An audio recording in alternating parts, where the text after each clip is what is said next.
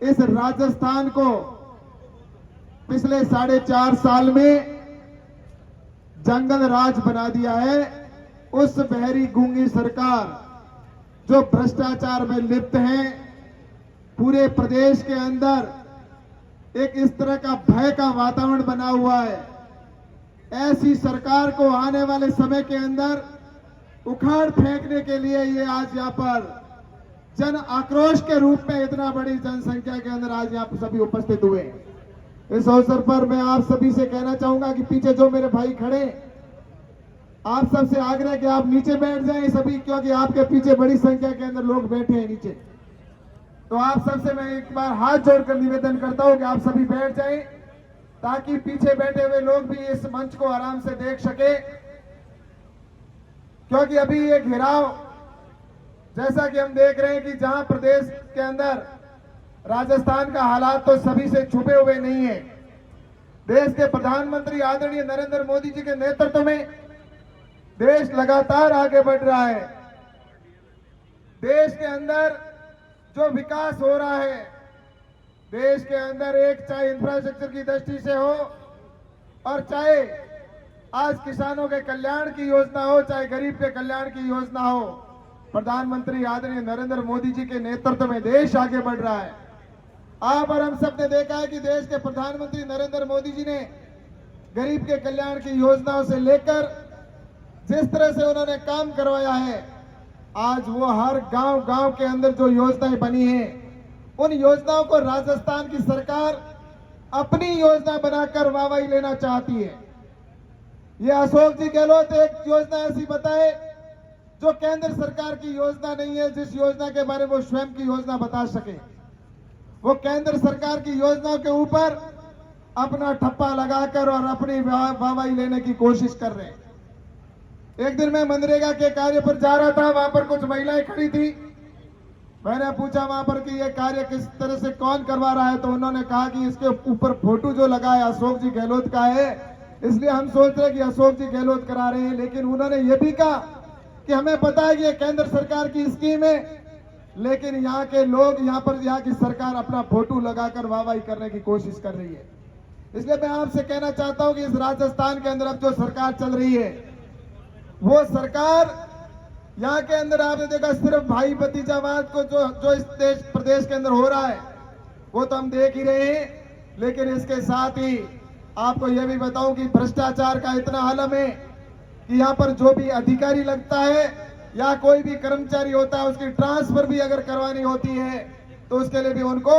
घूस देनी पड़ती है, उनको पैसा देना पड़ता है। और इसके साथ ही अगर कोई व्यक्ति अपनी जमीन का कागज भी लेकर किसी पटवारी या कहीं पर जाता है तो वहां पर भी उसको घूस दिए बगैर उसको वहां से छुटकारा नहीं मिलता। इस प्रदेश के अंदर जब सर्वे किया तो उसके अंदर 85% लोगों ने यह कहा कि हमें किसी न किसी प्रकार की घूस दिए बगैर हमारा काम नहीं हुआ। तो इस प्रदेश के अंदर ऐसा एक तरह से भ्रष्टाचार और भ्रष्टाचार के साथ ही सिर्फ ये सरकार बचाने के लिए इन्होंने सबको छूट दे रखी है, जितने भी इनके कांग्रेस के विधायक मंत्री, कि जो लूट सको उतना लूटो। इस प्रदेश के अंदर बस मेरी सरकार रहनी चाहिए और उन्होंने इस तरह से प्रदेश के अंदर हालात बनाए। आज प्रदेश के अंदर आपको मैं ये भी कहूं कि पुलिस के हो चाहे किसी प्रकार का उनको भय नहीं। आज पड़ोस के अंदर ही आपने देखा होगा, आज उत्तर प्रदेश के अंदर है तो आम आदमी को सुरक्षा मिली हुई है, लेकिन वहीं पर अगर यहाँ पर राजस्थान में देखते हैं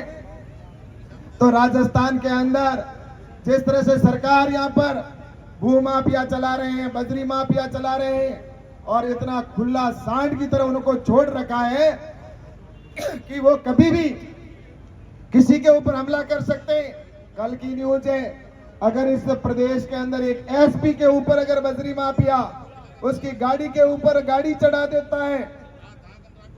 तो फिर आप बताइए कि कौन सुरक्षित है। इस प्रदेश के अंदर ऐसा तुष्टीकरण की नीति के ऊपर सरकार चल रही है। और भू माफिया जिस तरह से इस बाड़मेर की बात करें तो बाड़मेर के अंदर कोई व्यक्ति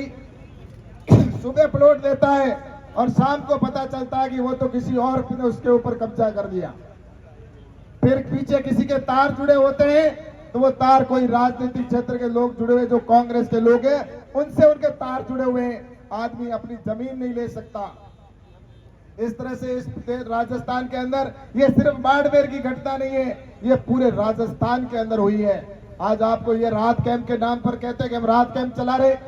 मैं कहना चाहता हूं राहत नहीं है, आहत कैंप है। इस गर्मी के अंदर भी वो वहां पर सिर्फ पॉलिटिक्स करते हैं, वहां पर सिर्फ पॉलिटिक्स करते हैं और वो कहते हैं कि हम आपके ये करवाएंगे। अरे मैं कहना चाहता हूं क्या करवाओगे तुमने? 4.5 साल पहले आपने जनता से वादा किया था, किसानों से वादा किया था कि हम किसानों का संपूर्ण कर्जा माफ करेंगे, लेकिन आज दिन तक किसान उसका इंतजार कर रहा है। उन्होंने युवाओं से वादा किया था कि हम आपको 3500 रुपए बेरोजगारी भत्ता देंगे, लेकिन आज भी वो इंतजार कर रहा है कि उसको 3500 रुपए बेरोजगारी भत्ता मिले। उन्होंने जनता से कहा था कि हम लाइट नहीं बढ़ाएंगे, लाइट के बिल नहीं बढ़ाएंगे, लेकिन रही बात प्रतिदिन आपको हर महीने के अंदर हमें देखने को मिलता है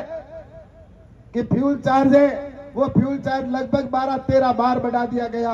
और इसके साथ ही आज डीजल की बात करते हैं तो हिंदुस्तान में सबसे महंगा अगर कहीं डीजल मिल रहा है तो राजस्थान के अंदर मिल रहा है। आज हरियाणा के अंदर और पंजाब में सस्ता, गुजरात के अंदर सस्ता, लेकिन इन्होंने जिस तरह से टैक्स लगाकर और डीजल को भी महंगा किया, आज इस प्रदेश के अंदर उन्होंने महंगाई के अंदर देखे तो सबसे ज्यादा, और भ्रष्टाचार में सबसे आगे। हमारे यहाँ की बहन बेटियां सुरक्षित नहीं, क्राइम में 1 नंबर के ऊपर, बलात्कार की घटनाएं राजस्थान में सबसे ज्यादा यहाँ पर राजस्थान में होती है, हिंदुस्तान में।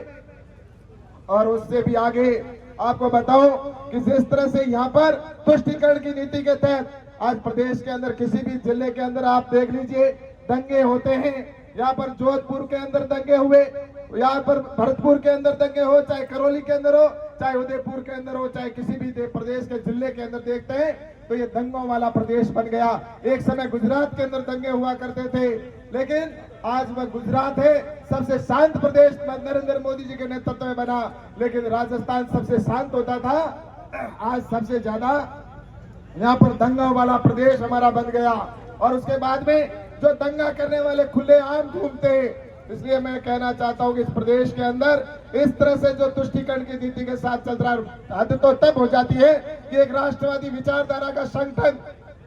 बजरंग दल के ऊपर भी वो बैन लगाने की कोशिश करते हैं कि हम आने वाले समय में बजरंग दल के ऊपर बैन लगाएंगे, तुम्हारी ऐसी की तैसी, तुम्हारी 7 पीढ़ियां कोशिश करेगी तो भी हम इसके ऊपर बैन नहीं लगने देंगे, क्योंकि हमने ये एक राष्ट्रवादी विचारधारा का संगठन है। इस तरह की नीति रखने वाले लोग आने वाले समय के अंदर, मैं आपसे यही कहना चाहता हूं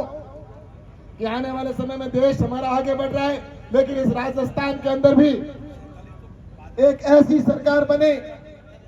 जो डबल इंजन की सरकार हो। जिस तरह से पहले भारतीय जनता पार्टी के समय के अंदर विकास हो रहा था, वैसा विकास हो और इस भ्रष्टाचार से इस प्रदेश को मुक्ति मिले, इस जंगल राज से मुक्ति मिले, इस तुष्टीकरण से मुक्ति मिले। और इसके लिए यहाँ पर जो भी समस्या है, उन समस्याओं को लेकर आज इतनी बड़ी जन सैलाब के रूप में आप सभी उपस्थित हुए। इस सरकार को दांत खट्टे कर देंगे आने वाले समय के अंदर, लेकिन जनता ये समझ चुकी है कि इनको आने वाले समय के अंदर सिर्फ चुनाव का इंतजार है। और मैं आपसे ज्यादा समय नहीं लूंगा, क्योंकि हमें यहाँ पर अपने प्रदेश अध्यक्ष जी को सुनना है। मैं तो आपके बीच में हमेशा आता ही हूँ, लेकिन मैं आप सबको बहुत बहुत धन्यवाद देता हूँ कि आप इस गर्मी के अंदर भी आप सब कुछ अपना काम छोड़कर इतनी बड़ी संख्या में भाई बहन इस विरोध करने के लिए, इस बैरी गूंगी सरकार को उखाड़ फेंकने का निर्णय के लिए आप सभी उपस्थित हुए। इसके लिए मैं आपका बहुत बहुत स्वागत और अभिनंदन करते हुए अपनी बात को